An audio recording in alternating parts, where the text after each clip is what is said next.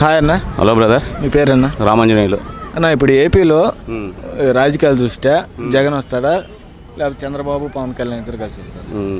నాకున్న నాలెడ్జ్ ప్రకారం అయితే మన జగన్మోహన్ రెడ్డి సీఎం అవుతారు.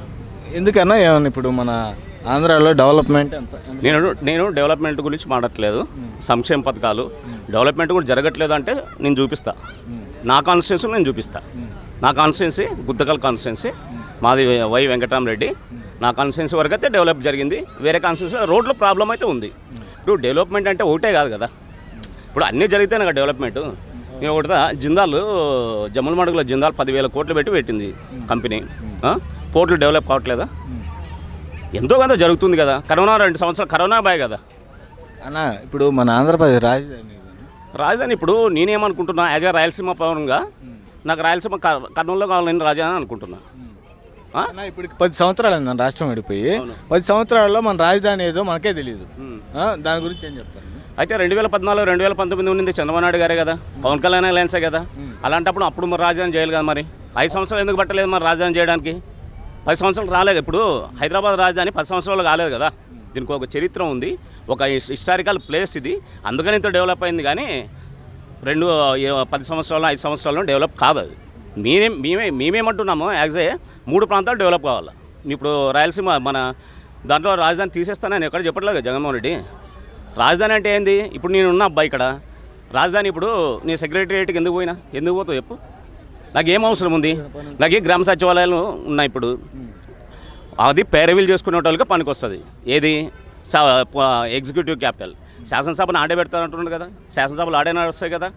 ఉన్నదిగా అక్కడ 3 ప్రాంతాలు డెవలప్ చేసి ఆ ప్రాంతాలకి ఇది చేసుకొని చేద్దామని గవర్నమెంట్ పాలసీ అన్న. ఇప్పుడు దేశంలో ఇన్ని రాష్ట్రాలు ఉన్నాయి, అన్ని రాష్ట్రాల్లో ఒకటే రాజధాని. ఇప్పుడు హైదరాబాద్ డెవలప్ అయింది, పక్క రాష్ట్రాలన్నీ డెవలప్ అయినాయి.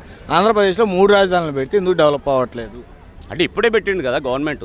అంటే చెప్తామంటున్నాం, మేము పెడతామంటున్నాం, కానీ ప్రజల అభిప్రాయం కూడా తీసుకుంటాము. అన్నీ 3 ప్రాంతాలు, ఆ ప్రాంతాలకు కూడా ఒక సెంటిమెంట్ ఉండాలి కదా. చంద్రబాబు కూడా రాష్ట్రం విడిపోయిన తర్వాత 5 సంవత్సరాలు పరిపాలించాడు అన్న. జగన్మోహన్ రెడ్డి 5 సంవత్సరాలు పరిపాలించాడు. 5 సంవత్సరాలు ఈ 5 సంవత్సరాలు పరిపాలన ఎలా ఉంది? ఈ 5 సంవత్సరాలు బ్రహ్మాండంగా ఉంది పరిపాలన. ఆ 5 సంవత్సరాలు ప్రజలకు ఏం చేశాను చెప్పండి? ఇప్పుడు డబ్బులు ఇస్తేనే పరిపాలన, లేకపోతే సంక్షేమం పరిపాలన? అంటే ఇప్పుడు మీరు డబ్బులు ఇస్తేనే అంటున్నారు. ఇప్పుడు డబ్బులు అయితే ఇప్పుడు నాకు అమ్మఒడి కావాలన్నప్పుడు నేను డబ్బులు, ఇప్పుడు నాడు నేడు స్కూల్ ఉంది, అది డెవలప్మెంట్ కాదా? బెంచులు ఉన్నాయి, బెంచెస్ కానీ ఇన్ఫ్రాస్ట్రక్చర్ ఎట్లా చూసినారు మీరు నాడు నేడు స్కూళ్ళలో? అదే అడుగుతున్నాము. అదే డెవలప్మెంట్ ఇంకే వస్తుంది కదా. నేనేమంటే ఒక రోడ్లను చూసే మనము మొత్తం అది ఒకటే గాడికి కట్టేదా నేను అంటున్నా. అవుతుంది, జరుగుతుంది. గవర్నమెంట్ ఓ పని చేద్దాం. జగన్మోహన్ రెడ్డి ఏం చెప్తున్నాడు ఇప్పుడు? మీకు నచ్చితే నాకు ఓటేయండి అంటున్నాడు. నచ్చలేనప్పుడు ప్రతిపక్షాలు కరెక్ట్ లేవు కదా. మరి ఇప్పుడు ప్రతిపక్షాలు మీరు బలంగా ఉంటే 2 పార్టీలతో ఎందుకు పోతున్నారు నాకు అర్థం కాదు. ఒక పార్టీతో పొత్తు ఉండాలి. ఒకటే పార్టీ పెట్టుకోమను. 175కి 170 ఆయన పోటీ చేయమని, నేను పోటీ చేయమని 175కి. అన్నా, ఇప్పుడు జగన్మోహన్ రెడ్డి ప్రతి సభలో నేను ఒక్కనే అంటున్నాడు.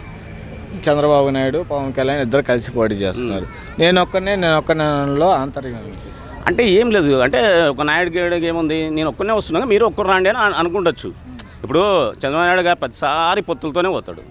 2014 అయినా, 2009 మహాకూటమి, 2014 పొత్తులతో పోయింది కదా. 2019లో దెబ్బ పడింది పవన్ కళ్యాణ్ నుంచి. కాబట్టి ఆయన ఏమనుకోకుండా నూనుకునే ఉన్నాడు. మళ్ళీ పవన్ కళ్యాణ్కి ఆయనకి ఎందుకు చెడింది మరి? అన్న, ఇప్పుడు పొత్తుల్లో ఉన్నప్పుడల్లా చంద్రబాబు నాయుడు గెలిచాడు. మీరు చెప్పినట్టే రేపొద్దున పొత్తులో ఉంటున్నారు. గెలుస్తారా గెలవరా? 90% అయితే గెలవాడు. 90% ఛాన్సెస్ అయితే లేవు. ఆయనకి ఎన్ని సీట్లు వస్తాయో నేను చెప్తా. 2 కలిసినా కానీ 50 సీట్ల కంటే ఎక్కువ రావు. 50 మిగతా సీట్లను జగన్కే వచ్చేది. ఇంకా ఆల్టర్నేట్ పార్టీ లేవు. ప్రజలకు చేయకపోతే ఎవరు వేయండి ఓట్లు? నేను మైకులు వచ్చి చెప్పి నువ్వు చెప్పి ఎవరని చెప్పని అభిప్రాయాన్ని గౌరవించాలా. కానీ ఆ ప్రజలు ఓటుకు పోయినాక బ్యాలెట్ ఉంటుంది చూడు, దానితో గుర్తుతారు. అప్పుడే అందుకే కదా జగన్ 151 వచ్చింది. అది మళ్ళీ ఇప్పుడు పరిపాలన 5 సంవత్సరాలు ఎంత బ్రహ్మాండంగా పరిపాలన చేసిన చంద్రబాబు నాయుడు గారికి 23 సీట్లు ఎట్లా వస్తాయి?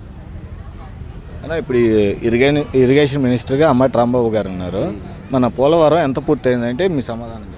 పోలవరం అయితే బాగానే పూర్తయింది. 70%, 80% దగ్గరకు వచ్చింది. అదే ఇప్పుడు వర్షాలు పడ్డాయి కదా బాగా, నది డైవర్టింగ్ అది కొంచెం ఇబ్బంది అవుతుంది ఆడ పనులు చేయడానికి. అవుతుంది, కంప్లీట్ అవుతుంది కంపల్సరీ. ఈ గవర్నమెంట్లో కంపల్సరీ క్లీన్ అవుతుంది. క్లియర్ కావాల్సిందే కూడా. టీడీపీ వాళ్ళు కూడా 72% ఆల్రెడీ మా గవర్నమెంట్లో పూర్తయిందని చెప్తున్నారు. మీరు 70%, 60% అని చెప్తున్నారు. ఇప్పుడు ఎంత పూర్తయింది అది కన్ఫర్మ్? మళ్ళీ అవును ఎంత పూర్తయిందో నేను మినిస్టర్ కాదు కదా. నేను ఆడపోయి ఇంజనీరింగ్ నేను చేయలేదు కదా. వీళ్ళు చేసిన పని కొంచెం చేసినారు. ఈ ప్రభుత్వం వచ్చినాక స్పిల్వే కానీ కాపర్ డ్యామ్లు కానీ అది ఇంకా పుష్పై ఎక్కువ పని నడుస్తుంది అంటున్నాను నేను. వాళ్ళు ఇప్పుడు నది డైవర్ట్ అయింది కదా, అయిపోతుంది అంటున్నాం. నా ఫైనల్గా జగన్మోహన్ రెడ్డికి ఎన్ని సీట్లు వస్తాయి? 130 కంపల్సరీ వస్తాయి, అందులో డౌట్ ఏం లేదు. ఓకేనా? Thank you.